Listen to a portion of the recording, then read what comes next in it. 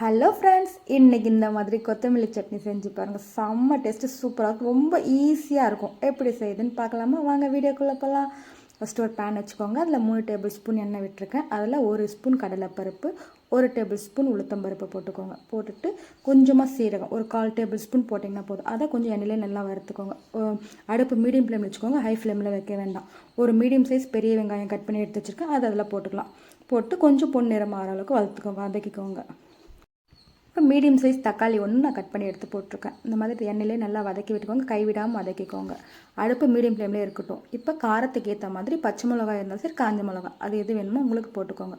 ஒரே ஒரு விரல் சுண்டு விரல் சைஸ்க்கு இஞ்சி கட் பண்ணி போட்டுக்கோங்க. போட்டுட்டு நல்லா வதக்கி விட்டுடுங்க எண்ணெயிலே நல்லா வதங்கினதுக்கப்புறமா ஒரு நெல்லிக்காய் சைஸ் புளி, சின்ன நெல்லிக்காய் சைஸ் புளி போட்டுக்கோங்க. டேஸ்ட் அப்போ தான் சூப்பராக இருக்கும். இந்த மாதிரி நல்லா வதக்கி விட்டுட்டு இப்போ நான் ஒரு கைப்பிடி அளவுக்கு துருவின தேங்காய் எடுத்து போட்டிருக்கேன்.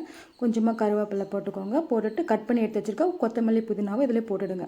போட்டுட்டு நல்லா வதக்கி விட்டுடுங்க. ஓரளவுக்கு நல்லா வதங்கணும் தலை, அப்போ தான் டேஸ்ட் சூப்பராக இருக்கும்.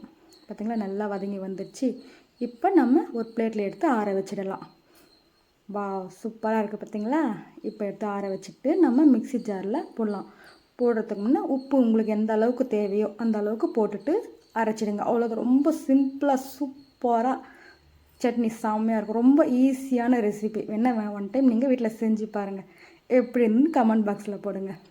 தேவையான அளவு உப்பு போட்டுட்டு பெருங்காயத்தூள் கொஞ்சமாக போட்டுக்கோங்க. போட்டிங்கன்னா கொஞ்சம் டேஸ்ட் நல்லாயிருக்கும். இஷ்டமாக இருந்தால் போட்டுக்கோங்க, இல்லைன்னா விட்டுடுங்க. அவ்வளோதான். மிக்ஸி ஜாரில் இப்போ கொஞ்சமாக தேவையான அளவு தண்ணி அதிகமாக ஊற்றக்கூடாது. ஒரு கொஞ்சமாக தண்ணி ஊற்றிக்கோங்க. தண்ணி ஊற்றிட்டு அரைஞ்சதுக்கப்புறமா வேணால் உங்களுக்கு எவ்வளோ தேவையோ அவ்வளோ பண்ணிக்கலாம். இப்போ நம்ம ஜாரில் அரைச்சிடலாம். ரொம்ப நைஸாக இருக்கனாலும் கொஞ்சம் கொரப்பாக அரைச்சி எடுத்துக்கோங்க. சூப்பராக இருக்கும் சட்னி.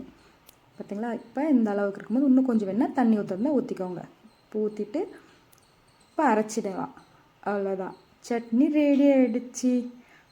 பார்த்திங்களா எவ்வளோ சூப்பராக இருக்குதுன்னு மட்டும் பாருங்கள். அவ்வளோதான். இதுக்கு தாளிப்பு கருவேப்பிலை கடுகு போட்டுட்டு தாளித்து எடுத்திங்கன்னா செம்ம டேஸ்ட்டான சூப்பரான சட்னி. இதுக்கு இட்லி தோசை எதுனாலும் சாதத்தை கூட வச்சு சாப்பிட்லாம். சூப்பராக இருக்கும். அவ்வளோதான், ரொம்ப சிம்பிளான சட்னி. இந்த மாதிரி செஞ்சு பார்த்துட்டு எப்படி இருந்தது கமெண்ட் பாக்ஸில் போடுங்க.